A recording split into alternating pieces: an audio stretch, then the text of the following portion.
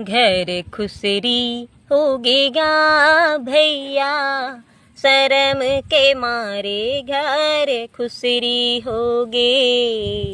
घर खुसरी होगेगा भैया, शर्म के मारे घर खुसरी होगे।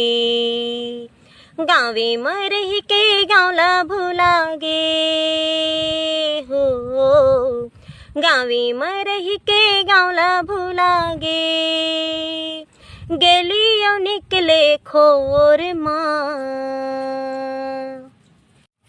तब कौन ह लुकाय रहा शर्म के मारे? ये दे करगा हफली है मेड़ पार में रेंगी त रेंगैया मन ह कही ऊपर में झंडा लहराहा ता कही के तेकर ले धान के भीतरी में खुश रही हाँ त मेड़ पार रेंगैया मन हमोला नहीं कहा ते हफलील घलो शरम लागथे गा। अब देख भारी चाल चलना इगरो मन के भारी चाल अब धान के तरी तरी में खुसर गए टाट टार के नींद दे ले बाता है।